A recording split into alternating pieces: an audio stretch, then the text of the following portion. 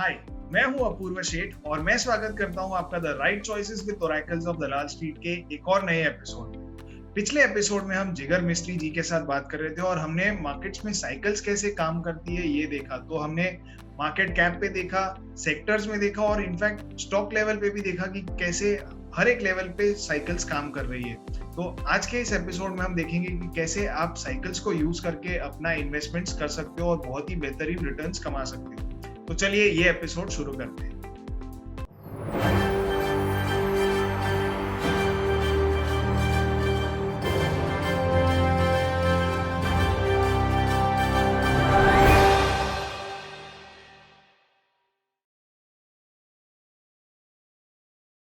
अब मैं तीसरे सेक्शन पे आ जाता हूं इसमें कि how do we at Buoyant Capital do it.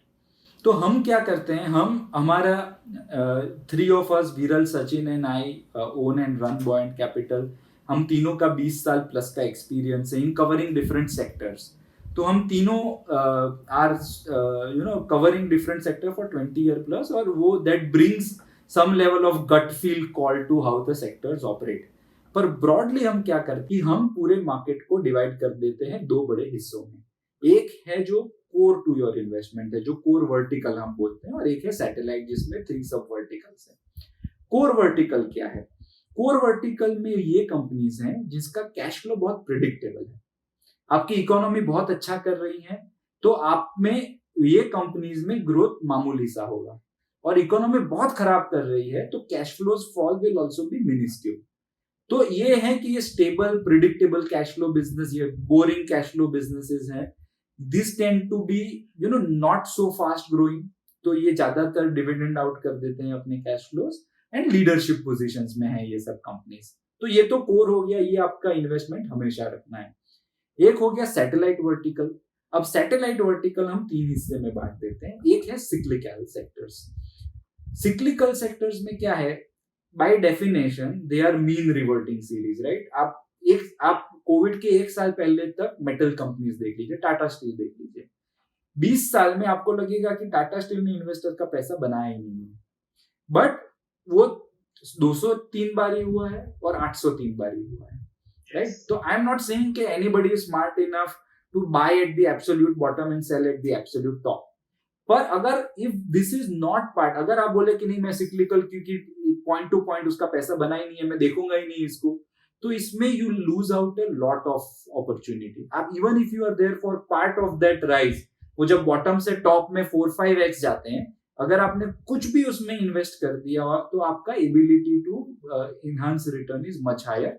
आपके रिस्क पैरामीटर्स इसमें काफी स्ट्रांग होने चाहिए। But cyclical should be part of your sector, and it need not be short range cyclicals like metals. ये 5-6 साल के cyclicals हो सकते हैं, which is commercial vehicles, या 10 साल के cyclicals हो सकते हैं, like bank versus NBFCs. तो long enough period में सब sector cyclical है जो हमने डिस्कस किया, but short range cyclicality में आपको ये खेलना चाहिए। दूसरा है टर्न अराउंड केसेस। अब टर्न अराउंड में क्या है, इसको हम थोड़ा डिसरप्टिव प्रैक्टिसेस के हिसाब से भी देख सकते हैं। अब रिलायंस जियो जब आया तो इंडिया में 13 कंपनीज थी। जब रिलायंस जियो का फ्रीबी ऑफर खत्म हुआ तो इंडिया में सिर्फ 3 कंपनीज रह गई।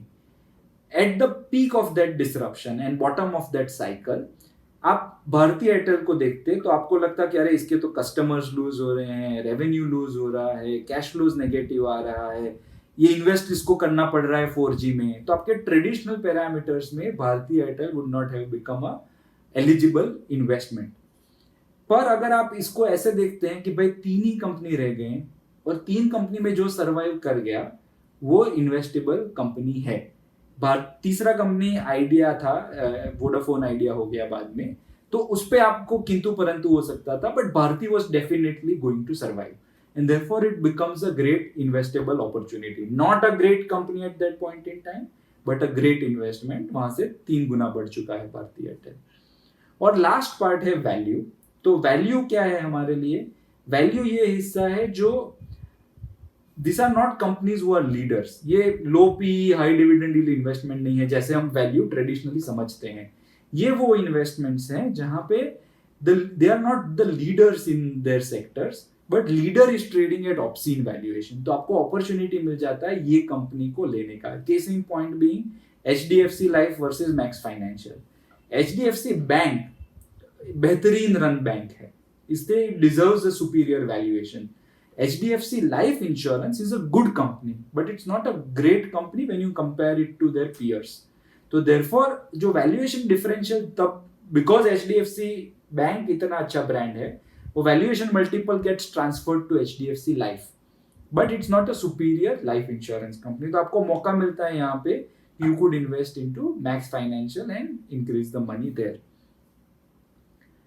सो जिगर जी, इसके थोड़ा सा समय आप कोर वर्टिकल वाले जो सेक्टर्स या स्टॉक्स है उसको एक्सप्लेन करने में लगाएंगे। हम ये प्रिडिक्टेबल कैश फ्लोज है, तो अगर आप समझो जो कंपनी साबुन तेल बेचती है, जो these are mostly FMCG pharma वो टाइप के। करेक्ट। फार्मा का भी देखो कुछ पार्ट ऑफ, और you can normally say pharma, but pharma का भी कुछ part is dependent on US, और वो US इंट्रोड्यूसेस सिक्लिकलिटी। पर जो प्योरली डोमेस्टिक, उसमें भी सिक्लिकलिटी नहीं है ऐसा नहीं है, बट बहुत ज्यादा सिक्लिकल नहीं है। अब अगर मैं टाटा स्टील का बात करूं, Tata steel this year will make in excess of 50,000 crore का EBITDA, राइट? जबकि जब उसका साइकिल खराब होता है तो उसके बहुत लॉसेस भी हो जाते हैं, तो that is hugely cyclical in terms of cash flows. जबकि हिंदुस्तान यूनिलीवर का इतना ज्यादा कैश फ्लो फ्लक्चुएट नहीं करेगा based on what cycle we are in. Banks का NPA साइकिल अलग है, but in a typical cycle banks will not fluctuate as much in terms of their cash flows. तो ये वो है जहां पे आप प्रिडिक्टेबल करके चल सकते हैं कि इन एन अनफोर्सीन सिनेरियो, अब लॉकडाउन हो गया तो हिंदुस्तान लीवर का भी सामान नहीं बिकेगा, तो आप ऐसे बोल सकते हैं कि everything is cyclical, but when you remove those one of events in a normal basis, आपका प्रिडिक्टेबिलिटी ऑफ कैश फ्लो कैसा है। तो ये आपकी कोर सेक्टर्स हो गए। Is it better? ओके। तो अब तो आपने डिफाइन तो कर लिया कि कोर एंड सैटेलाइट कैसे हम ऑपरेट करते हैं, बट इसको इंटरैक्ट कैसे करेंगे? इसको इंटरैक्ट हम ऐसे करेंगे कि we will define our stance as aggressive और डिफेंसिव। ठीक है, जब आप एग्रेसिव हो मार्केट में, मैंने आपको बताया मार्केट से बाहर चले जाना इज नॉट एन ऑप्शन। आपको इन्वेस्टेड रहना है, equities over long terms generate superior returns, it's a good hedge on inflation. तो ये आप सोचना छोड़ देंगे जब कि मैं पैसा निकाल लेता हूं, क्योंकि एक बार आपने पैसा निकाल लिया, जब मार्केट बहुत खराब होता है, कोविड का आप लो देख लीजिए, कोविड के लो में मार्केट 7,500 से तब बात थी कि मार्केट 5,000 हो जाएगा। अगर आपने डर के पैसा निकाल लिया या नहीं इन्वेस्ट कर पाए, तो फिर आप 9,000 में, 9,000 also was a great investment opportunity, पर आप वापस पैसा नहीं डाल सकते थे तब। तो मार्केट से निकल जाने का आप सोच दीजिए। अगर वो सोच आपकी निकल गई है तो आपको एग्रेसिव होना पड़ेगा जब आपका सुपीरियर रिटर्न जनरेट करने का टाइम है, और फिर आपको डिफेंसिव होना पड़ेगा जहां पे बाकी सब लोग जनरेट करना चाहते हैं सुपीरियर रिटर्न्स और आप खुश हैं मिनिस्क्यूल रिटर्न से। तो जब एग्रेसिव हो, आई सेड कि the end game is to generate superior return, और तब core becomes a smaller part of your investment and satellite becomes a larger part of your investment. और जब आप फिर डिफेंसिव होते हो तब आपका एंड गेम है to protect the capital, and core becomes a larger part of your investment and satellite becomes a smaller part of your investment. तो इसको हम करते हैं, मैं एक ब्रीफ हिस्ट्री दे देता हूं। अगेन बॉन्ड के बारे में मैं ज्यादा बात नहीं करूंगा अभी, पर ये हमारा हिस्टोरिकल साइकिल है। तो फंड हमारा शुरू हुआ था जून 2016 में, and this is data up till नवंबर 2021, तो जो लास्ट पब्लिश्ड मंथ है तब तक का डेटा है। We ran a fairly aggressive cycle till September October 2017, जब हमारा रिटर्न था 63%। तब NAV ऑब्वियसली 10 to 16.3 हुआ, but you are outperforming all the different indices. फिर हम डिफेंसिव हो गए, मार्केट पीक हुआ Jan 2018 में, पर हमारे जो पैरामीटर्स थे उसमें हमको ये व्यतीत हो रहा था कि आपको डिफेंसिव रहना पड़ेगा अभी। तो 3-4 महीने लगे for the market to come up to our line of thought. पर तब जब हम डिफेंसिव हुए और ये फंड हमने डिफेंसिव तरीके से चलाया टिल February 2019, तो the broader market was down, returns were positive for us up 7.6%, the broader market was down and the Sensex did phenomenally well. Sensex actually तब 4 या 5 स्टॉक्स, जो तब ऋतिक स्टॉक्स की हम बात करते थे, HDFC, रिलायंस, इन्फोसिस, TCS, ये 5 या 7 स्टॉक्स जो हैं they were responsible for 140% of fund returns, of 140% of index returns. तो बाकी के जो 40 या 45 स्टॉक हैं, they were cumulatively returning a negative number. पर हमारा मतलब तब था कि हम रिटर्न्स को पॉजिटिव रखें and protect the capital, which we were able to do. Then we turned aggressive again in around February to April 2019 and ran a aggressive portfolio till last 3 months. तब हमारा रिटर्न बेसिकली 71.6% हुआ and we were generated 17.5 to 30, broadly performing in the best in class. And last 3 महीने से हम लोग काफी defensive portfolio चला रहे हैं. डिफेंसिव चला रहे हैं उसका मतलब ये है कि core companies are a larger part, small and mid cap are a smaller part of the overall portfolio and ये आउट परफॉर्म हो रहा है, ये बाई प्रोडक्ट है. The main purpose is to keep returns positive. तो mindset थोड़ा absolute return का है. जब डिफेंसिव होते हो तब हमको प्रोटेक्ट करना होता है कैपिटल. इसका मतलब ये नहीं है कि मार्केट गिरेगा तो हमारा फंड तब भी ऊपर रहेगा, no, but the idea is to protect the capital. और आप उस फंड्स में इन्वेस्ट करेंगे, उस स्टॉक्स में इन्वेस्ट करेंगे, सॉरी, जहां पे आपका कैपिटल प्रोटेक्शन ज्यादा हो. ये ब्रीफली रिटर्न से, ये पब्लिश रिटर्न है तो मैं इस पे ज्यादा टाइम स्पेंड नहीं करूंगा, बट इसमें खाली एक चीज हमें खुशी होती है, वो ये कि लास्ट 1 साल में ऑल्दो द रिटर्न्स इज 2:1, पर जब लास्ट मंथ मार्केट्स करेक्ट हुए the buoyant capital fund fell lesser than the overall market, which is broadly suggestive. 1 महीना किसी भी चीज का मापदंड नहीं है. आप 1 महीना देख के बोल नहीं सकते कि ये परफॉर्मेंस बहुत अच्छी है. बट अगर ये होता है कि जो फंड 2:1 के प्रोपोर्शन से आउट परफॉर्म कर रहा है एंड जब मार्केट फॉल होता है तो प्रोटेक्ट हो रहा है capital, that is broadly suggestive of the fact your defensive strategy is working. को मतलब मार्केट साइकिल्स में ऑपरेट कर रहा है और ये चीज़ समझना, जानना, और आपने जैसे डेटा जो प्रेजेंट किया है वो काफ़ी अच्छा और इंसाइटफुल डेटा है कि you can understand how markets are going through cycles. अब इसमें एक चीज़ जो बहुत ही ज़्यादा इम्पॉर्टेंट है, और आई एम श्योर कि आपके पास एक्सपीरियंस है, 20 साल का एक्सपीरियंस है, तो आप ये आइडेंटिफाई काफ़ी ईजीली कर पाते हो कि अग्रेसिव कब जाना है और डिफेंसिव कब जाना है.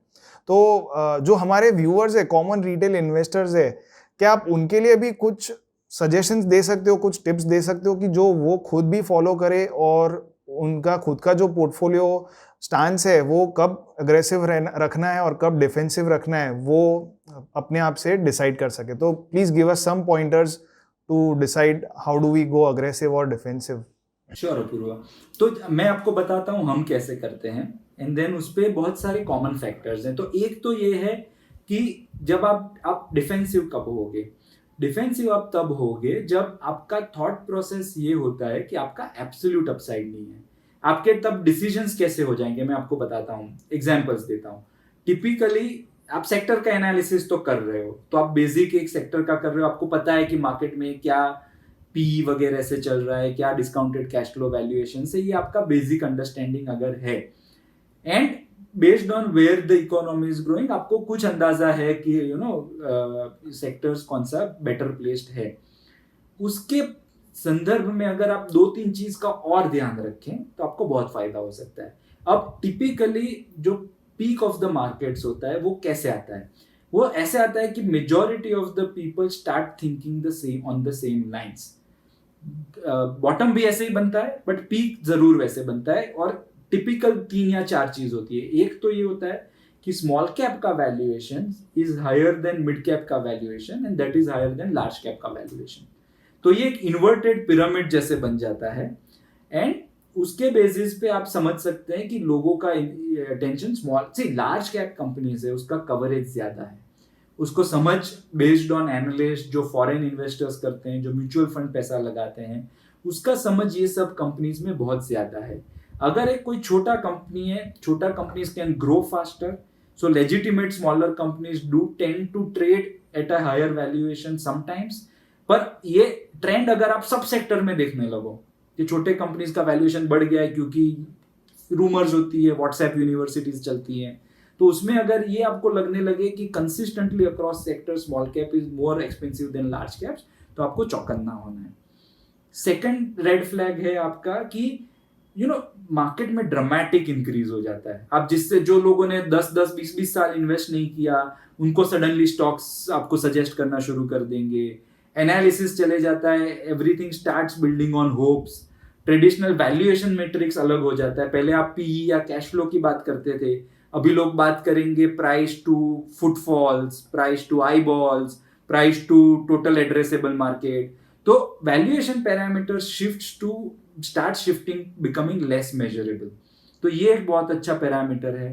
तीसरा, कैपिटल रेजिंग जम के होने लगती है। तो हमने इस पे मैं आपके सारे व्यूअर्स को ये बताना चाहूंगा कि हमारी वेबसाइट का आपने जिक्र किया, उसमें हमने करीब 67 लेटर्स लिखे हैं अब तक। मैं हर वीक लिखता हूँ, economic times now carries them. तो हर वीक हम कुछ नया टॉपिक लेके उस पर डिस्कशन करते हैं। उसमें जो मार्केट, हम जब ये सितंबर अक्टूबर के करीब हम जब डिफेंसिव होना शुरू हुए थे, तब हमने ये बहुत सारे आर्टिकल लिखे थे कि कैसे मार्केट्स में कैपिटल रेजिंग का आप साइकिल देखिए कि कैपिटल रेजिंग जब पीक ऑफ मार्केट, जब पीक हुआ है तब कितने प्रतिशत होता है ओवरऑल लिस्टेड मार्केट स्पेस के, और जब बॉटम और स्टार्ट ऑफ द साइकिल होता है तब कैसे होता है। Stock behaviour, number of stocks hitting 52 week high is very different in a peak of a cycle versus start of the cycle. तो मार्केट जब तेजी में है तो ये बड़ा डिबेट था कि आर वी एट 2004 लेवल की अब रैली शुरू हुई है या आर वी एट 2008 लेवल जब की रैली खत्म होने आई है। तो उस पे हमने एक व्हाट इफ करके सीरीज चलाया था, वो आपके दर्शकों को मैं कहूंगा कि आप जाके चेक करें। हम अपने डिस्क्रिप्शन बॉक्स में वो उसकी लिंक्स डाल देंगे ताकि व्यूअर्स वो लिंक पे क्लिक करके रीड कर सके आपके आर्टिकल्स। तो ये सब फैक्टर्स हैं। अब इसका अपोजिट देखते हैं। ये तो हमने देखा कि कैसे मार्केट पीक होता है। अब मार्केट बॉटम कैसे होता है, जो 2020 में अब आप सोचिए, मिड कैप्स अंडर परफॉर्म कर रहे हैं करीब 22 महीने से, या 25 महीने से, before they bottom out with Covid. अब किसने सोचा होगा कि कोविड का महीना विल बॉटम आउट, बट क्या हो गया था कि मार्केट का फोकस जो है वो शिफ्ट हो गया था खाली वो 20 या 25 कंपनी पे। तो अ lot of the smaller companies का अर्निंग ठीक था, कंसोलिडेट हुआ था, मंदी के दौरान काफी ढंग के काम भी होते हैं, तो वो सब कंसोलिडेट होके they had become a very attractive investment. पर because nobody was looking at it, आप भी नहीं देख रहे थे, इसलिए वो 2 या 3 पी पे मिल रहे थे। तो when the market herd mentality focuses to one thing, और रैशनल नहीं है वो, सी लॉन्ग टर्म में अगर आप देखेंगे तो each and every stock, each and every sector is slave to its earning. अगर अर्निंग आएगा तो कुछ समय स्टॉक उससे ऊपर चला जाएगा, कुछ समय स्टॉक उससे नीचे चला जाएगा। That introduces the reason why everything is cyclical is because दोनों तरफ एक्सेस होता है। तो आपको एक तरफ वो एक्सेस से बचना है जहां पे पीक हो रहा है मार्केट, और दूसरी तरफ when you have to be on a lookout कि कहां पे लोग फोकस नहीं कर रहे हैं, and that becomes a very attractive investment opportunity. ज़रूर। तो आई थिंक ये एक काफ़ी अच्छा खासा फ्रेमवर्क आपने दे दिया है हमारे व्यूअर्स को, तो जिससे वो एटलीस्ट आइडेंटिफाई कर सके, और अगर वो जैसे जैसे वो बाज़ार में अपना समय व्यतीत करेंगे तो उनको भी प्रैक्टिस होती जाएगी और they will be able to analyse. तो जो ज़रूरी है यहाँ पे वो जो आपने एक फ्रेमवर्क दिया है, जो एक लेंस के थ्रू बाज़ार को देखने की ज़रूरत है, तो I think it will be much better. उनका जो इन्वेस्टमेंट है वो काफ़ी क्लियर हो जाएगा। और एक चीज मैं और बताना चाहूंगा पूर्व, कि हमारे यहाँ पे इसको काफी डिस्कस नहीं करते हैं लोग, but there is a couple of words which we truly believe in, is knowledge compounds. See आप एक सेक्टर समझना शुरू करते हैं जब, तो आपको लगेगा कि खाली एक सेक्टर समझने से क्या होगा, पर जैसे आप दूसरा सेक्टर समझेंगे, तीसरा समझेंगे, फिर आपके इंटरलिंक्स बैठना शुरू हो जाएंगे। फिर जब आप करीब इकोनॉमी के सारे बड़े सेक्टर समझना शुरू करेंगे ना, तो वो खाली 10x आपका नॉलेज नहीं बढ़ेगा वर्सेस द फर्स्ट सेक्टर, वो 100x हो जाएगा। तो आप जैसे टाइम इन्वेस्ट करते हैं सेक्टर और कंपनी समझने में, तो पहले कुछ महीने उनको लगेगा कि कुछ हो नहीं रहा है, मेरे को कुछ समझ में नहीं आ रहा है, मैं आईटी स्टडी कर रहा था तो मेटल्स चल गया, जब मेटल स्टडी करने गया तो आईटी चल गया, तो ये होगा। बट जब आप टाइम निकाल के जो सबसे बड़े सेक्टर्स है वो समझना शुरू कर देंगे, तो आपका नॉलेज खाली एक सेक्टर के सामने 10 सेक्टर इज 10x, बट आपका नॉलेज 100x हो जाएगा। सो हमेशा इन्वेस्ट करते रहिए समझने में, rather than spending a lot of time trying to time the market और spending the time कि कैसे मैं कौन से स्टॉक में अभी घुस जाऊं। शॉर्ट टर्म में वो लगेगा, it brings a lot of excitement, but long term it doesn't help you invest wisely. Sure तो एक मैंने इस पे एक वीडियो बनाया था सर्कल ऑफ कॉम्पिटेंस, तो how to identify your circle of competence और उसमें फिर कैसे आप आगे बढ़ते जा सकते हैं। तो ये हर किसी के लिए वैलिड है कि इट डजेंट मैटर कि आप एक हाउसवाइफ हो या फिर एक वर्किंग प्रोफेशनल हो, हर कोई कहीं ना किसी सेक्टर से तो जुड़ा हुआ है ही, और वो सेक्टर की लिंक्ड कंपनीज भी आपको बाजार में मिल ही जाएगी। लाइक देयर आर 4,500 कंपनीज, आपके रिलेटेड जो आपका फील्ड ऑफ नॉलेज है उससे रिलेटेड कोई ना कोई कंपनी मिली जाएगी। तो you can start growing your knowledge with that, and that will definitely help you in identifying good investments. True Apoorva, बिल्कुल सही बात। Yeah, so thanks a lot. हम अपने जो कॉन्वर्सेशन है उसके अंत में आ चुके हैं, और आई एम श्योर कि मुझे काफ़ी इंटरेस्टिंग लगा ये। It is an eye opener to see markets from a cyclical perspective. तो जैसे कि मैंने अपने शो के शुरुआत में ही बताया था कि लोग ये ज़्यादा डिस्कस नहीं करते, तो आपने हमारे साथ ये डिस्कस किया, तो उसके लिए मैं आपका धन्यवाद कहना चाहूँगा। And I am very much thankful and happy कि आप हमारे शो पे आए। So thanks a lot. Thank you Apoorva, thank you for inviting me. Yeah so हमारे शो में अंत करने से पहले एक छोटी सी प्रथा है कि we ask a few rapid fire questions, ताकि हम मार्केट से थोड़ा एक अलग हट के एंड कर सके। जनरली सब लोग मार्केट में इतने नी डीप घुसे रहते हैं कि और कुछ चीज़ों पे डिस्कशन हो ही नहीं पाता है, तो it's just to end on a good note. तो I would like to my first question is कि what is your most favourite book? Mastering the market cycle by Harvard Marks. It was quite obvious. So what are you watching these days? I am a very avid watcher of all things. So मेरा शौक है थोड़ा music का, तो मैं कुछ उसकी videos देखते रहता हूँ। और Netflix is very interesting. Okay, and the most memorable day of your life? नहीं, आई थिंक शुरू में जब चार्टर्ड अकाउंटेंसी पास किया तो वो काफ़ी सरप्राइजिंग होता है, तो पहले पता नहीं चलता कि खुशी है क्या है, बट या I would say that is the most memorable day. And one life lesson that you'd like to give to all our viewers? Oh, I'm too young to give life lesson, but I'll tell what I sort of learned is कि eventually ये जो सबका जो growth है वो अलग प्रथा से चलता है। कोई 45 साल में प्रेसिडेंट था ओबामा, कोई 70 साल में प्रेसिडेंट है of the United states Donald Trump. तो सबका जो लाइफ साइकिल है वो आप ये नहीं सोच के चल सकते कि ये आदमी यहाँ से इतना तेज़ी से आगे बढ़ गया और मैं जो अपने सर्कल में कहीं नहीं कुछ कर पाया।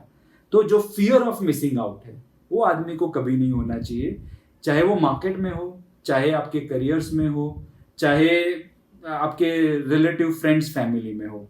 अगर फियर ऑफ मिसिंग आउट का आपने कॉन्सेप्ट निकाल दिया, जो राइट है वो आप करते जाएंगे, तो लॉन्ग टर्म में आपका फायदा ही होना है, क्योंकि सबका साइकिल अलग है। सबका टाइम आएगा, अपना भी टाइम आएगा। So yeah, thanks a lot. So that's why we end on a good note. ये rapid fire questions इसीलिए होते, तो I think it's a good lesson to learn from you, and I'm sure कि all our viewers will also be happy to get insights from you. So thanks a lot once again. Thank you Apoorva, thank you so much for it. तो ये थे जिगर मिस्त्री जी। इनके साथ हुए पूरे कॉन्वर्सेशन में हमने साइकिल्स के बारे में बहुत सारी बातें सीखी। सबसे पहली चीज हमने देखी कि cycles operate on all levels. तो सबसे पहले हमने देखा कि मार्केट कैप बेसिस पे कैसे साइकिल्स काम करती है। फिर हमने सेक्टर और स्टॉक बेसिस पे भी देखा कि साइकिल्स कैसे काम करती है। फिर हमने देखा कि कैसे आप साइकिल्स को यूज करके अपनी इन्वेस्टिंग को और भी ज्यादा बेहतर बना सकते हो और अच्छे रिटर्न्स कमा सकते हो।